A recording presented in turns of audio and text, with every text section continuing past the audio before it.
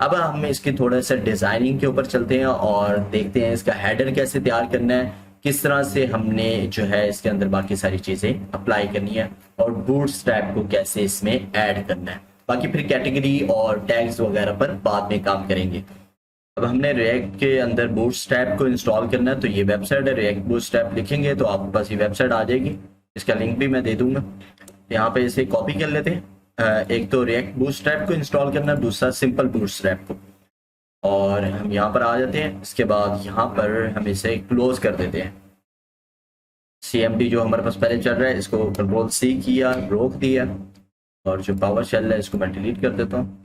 इस पे आ जाते हैं दोबारा से और npm इंस्टॉल कर लेते हैं।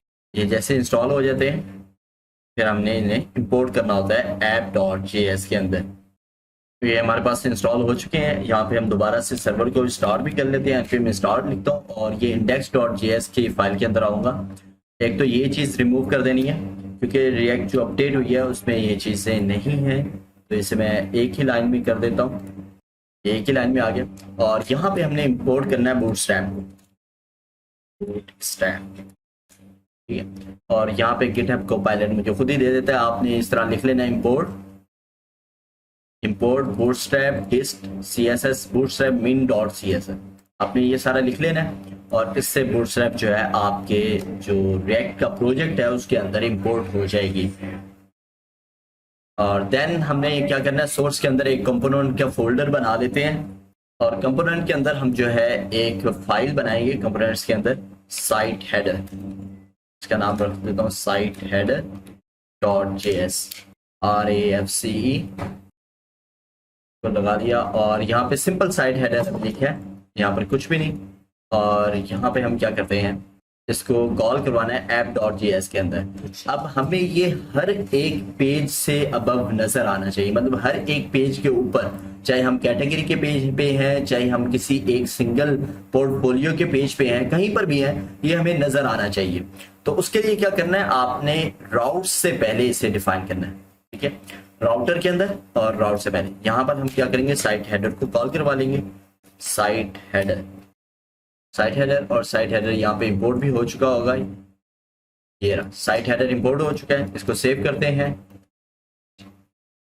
और यहाँ पर आप देख सकते हैं ये साइट हेडर लिखा हुआ आगे। और अगर मैं किसी और पेज पे जाऊंगा वहां पर भी ये साइट हेडर ऊपर लिखा हुआ आएगा, ये आगे।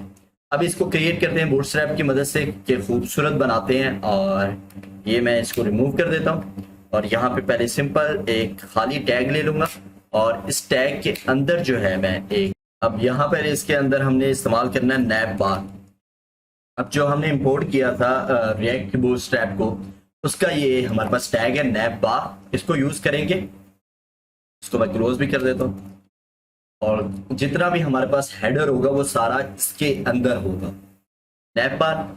और इसको मैं यहाँ पर इस तरह कर लेता हूँ और ऊपर इंपोर्ट भी करवा देते हैं, import nap bar from react bootstrap,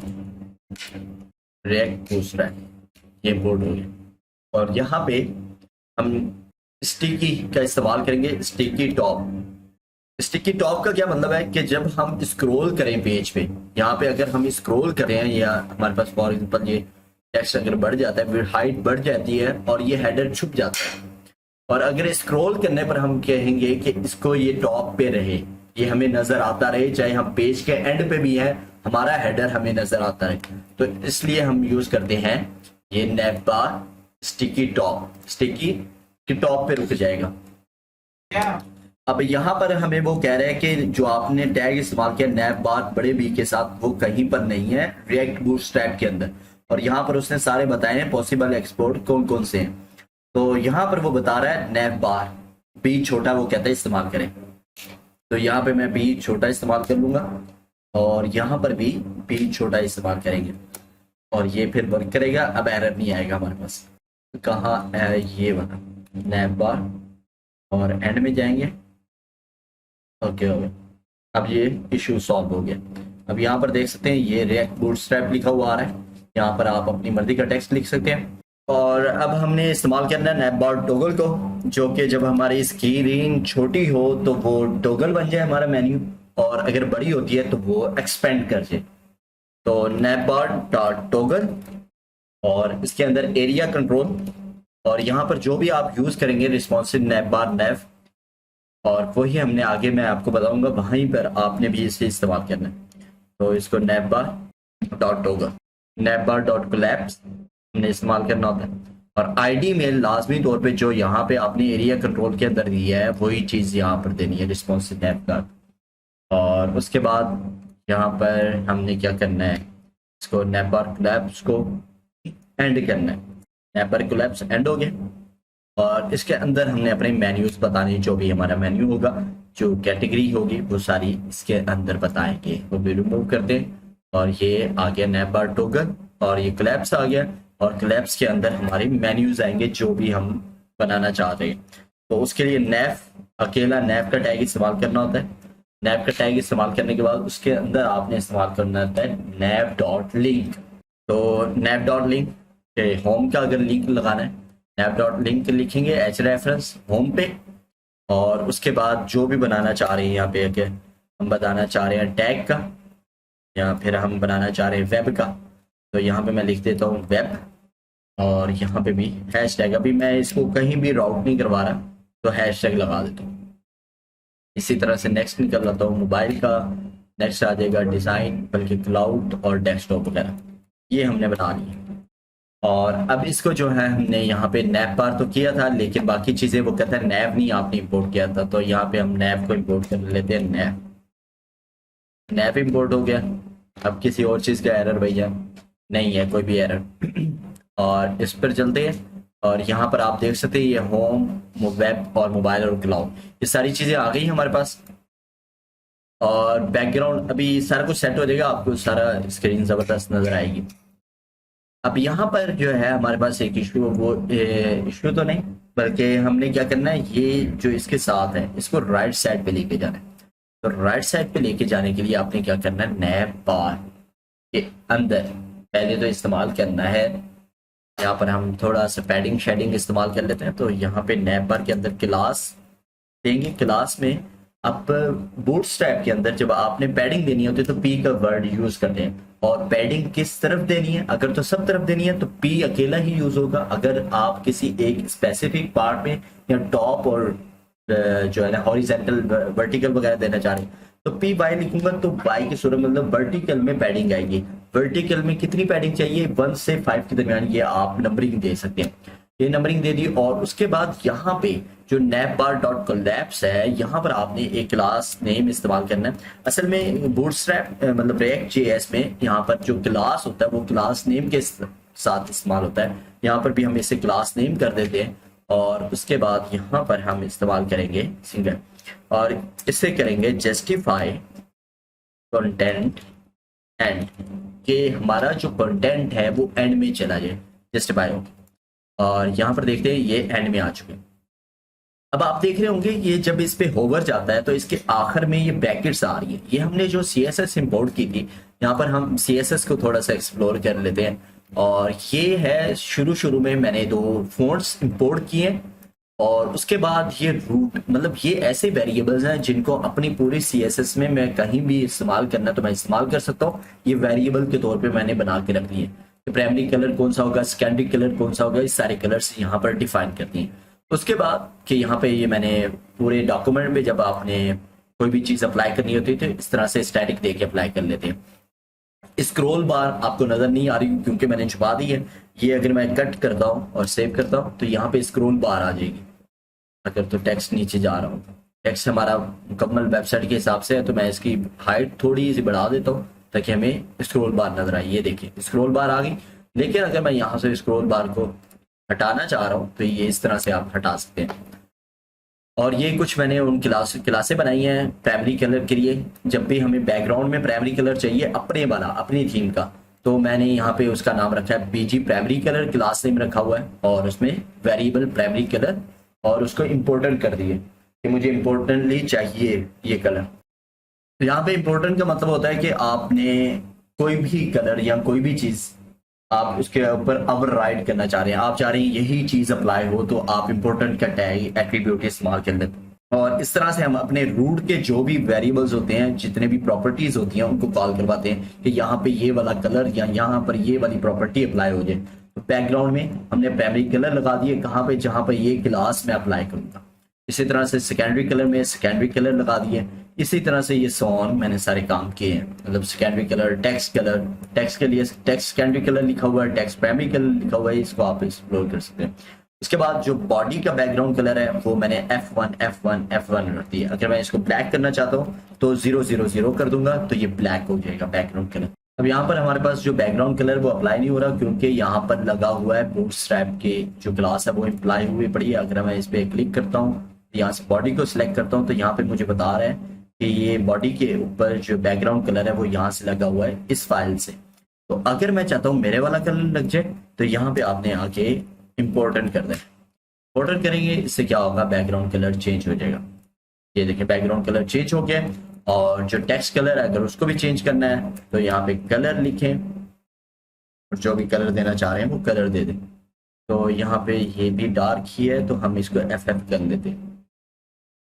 अब टेक्स्ट कलर भी अप्लाई नहीं हो रहा क्योंकि उस पर भी बूटस्ट्रैप लगा हुआ है, तो हम यहाँ पे इम्पोर्टेंट कर देते हैं, इम्पोर्टेंट। तो ये हमारे पास जो टेक्स्ट है वो भी सारा वाइट हो जाएगा इस तरह से। तो इसको फिलहाल मैं बैग वही रहने देता हूँ जो पहले से था। अब यहाँ पर है, उसके बाद है मैंने हेडिंग के लिए फ़ॉन्ट जो है सेकेंडरी वाला यूज़ किया। सेकेंडरी में हमारे पास फिरा कोड जो कि इसको थोड़ा सा कोडिंग का लुक दे देता है। जो हम बात कर रहे थे कि इन पे जब होवर होता है तो ये हमारे पास ब्रैकेट्स आती हैं, तो वो यहाँ से आ रही हैं। हमने कहा है नैप बार नैफ, जो कि अगर मैं इस पर राइट क्लिक करूँ तो मुझे पता लगेगा। आप कहेंगे क्लासेस तो इस्तेमाल नहीं किया, हमने बूटस्ट्रैप इस्तेमाल किए। बूटस्ट्रैप में जैसे ही हम कोई चीज़ अप्लाई करते हैं तो वो क्लास बन जाती है।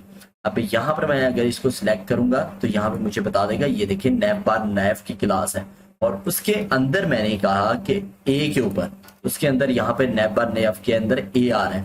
ए के आगे जो है होवर, जब भी उस पे ए पे होवर हो, होवर होने के बाद जो उसके बाद टेक्स्ट आना चाहिए आफ्टर, मतलब होवर के बाद क्या हो, तो यहाँ पे मैं उसको कह रहा हूँ कि 2 ब्रैकेट्स आपने दे दें। अब चलते हैं वापस साइड हेडर में।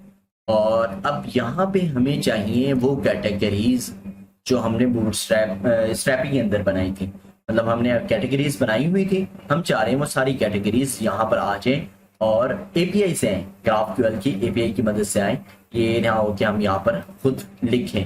अब हम यहाँ पर इन चीज़ों को रिमूव करते हैं, नैव लिंक को, और उसके बाद यहाँ पे क्यूरी लिखते हैं कैटेगरीज को निकालने के लिए। तो कॉन्स्ट और उसके बाद कैटेगरीज यहाँ पर इस्तेमाल करेंगे, क्यूरी गेट क्यूरीज, और उसके बाद कैटेगरीज, और इसके अंदर डाटा, एट्रीब्यूट्स, आईडी और एट्रीब्यूट्स, देन नेम और स्लग।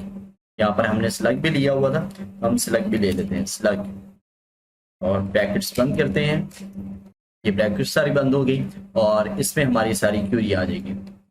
इसको इंपोर्ट करवा लेते हैं, इंपोर्ट GQL, ये 2 चीज़ें इंपोर्ट करवानी होती हैं, ये इंपोर्ट करवानी है दोनों। और उसके बाद हम यहाँ पर आएंगे और कोई एरर आता है या जिस तरह से पहले हम कर रहे थे, पोस्ट लोडिंग और बाकी सारी चीज़ें, और यूज क्यूरी के अंदर कैटेगरीज को दे देंगे। और इफ़ अगर तो कोई लोडिंग हो रही है, रिटर्न, और if error then error show करवा दें।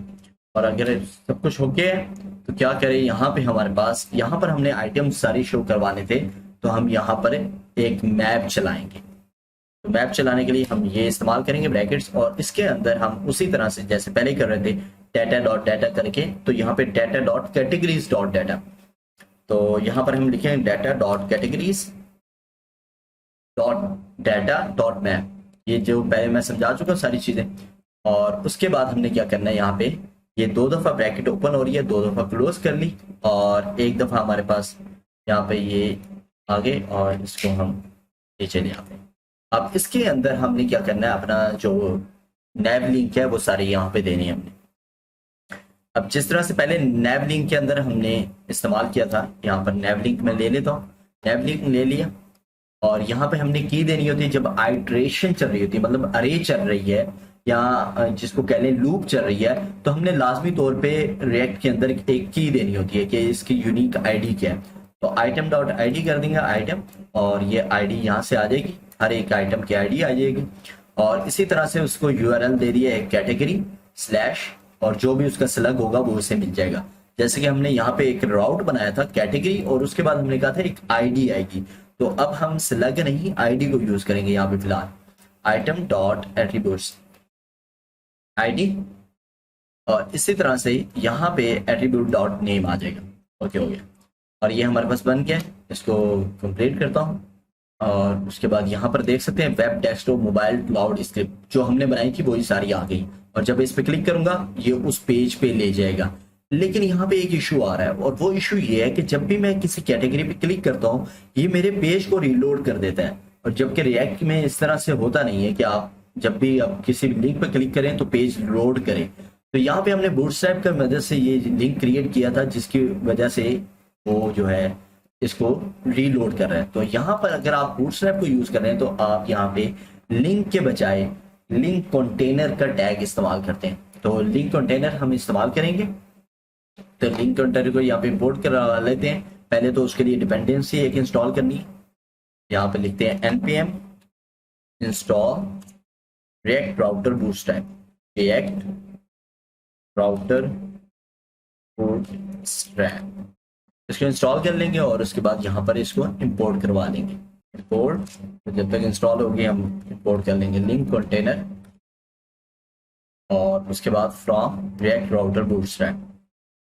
देन यहाँ पर आएंगे हम नैव लिंक के अंदर, और इसको हम रैप कर देंगे, मतलब तो रैप करेंगे हम लिंक कंटेनर पे, सिलेक्ट किया और इसको हमने रैप करना है। रैप करने के लिए VS कोड में शॉर्टकट है, आपने कंट्रोल शिफ्ट P का बटन प्रेस करना है। पहले तो सिलेक्ट को जो भी टेक्स्ट है जिसको रैप करना चाह रहे हैं उसको सिलेक्ट कर लें, फिर कंट्रोल शिफ्ट P का बटन दबाएं, देन आप सर्च करो रैप। तो ये यहाँ पे रैप आपने सर्च करना है, ये आप आ जाएगा रैप विद एब्रीविएशन। तो इसको सिलेक्ट करें, देन आप यहाँ पे टैग बताएं जिसको आप यूज करना चाह रहे हैं। तो लिंक कंटेनर हम इस्तेमाल करना चाह रहे हैं, तो लिंक कंटेनर यहाँ पे आ गया। अब हमने क्या करना है, लिंक कंटेनर के अंदर बाकी जो हमने लैब लिंक के अंदर ये चीजें इस्तेमाल की थी, ये अब हमने इस्तेमाल करनी है लिंक कंटेनर के अंदर। लैब लिंक को खाली कर देते हैं और लिंक कंटेनर के अंदर ये चीजें हम पेस्ट कर देंगे। अच्छा, यहाँ पे जो एच रेफरेंस है, एच रेफरेंस इस्तेमाल नहीं होना, टू इस्तेमाल होना है, क्योंकि जैसे हम लिंक के अंदर टू का इस्तेमाल करते थे जब हमने सिंगल यहाँ पे पेज बनाया था, सिंगल पोर्टफोलियो, और यहाँ पर जब हमने लिंक लगाया था, बल्कि होम पेज पे लिंक लगाया था तो टू का इस्तेमाल किया था। इसी तरह से जब हम लिंक कंटेनर का इस्तेमाल करेंगे तो यहाँ पे टू का इस्तेमाल करेंगे। टू का इस्तेमाल कर लिया तो ये सेट हो गया।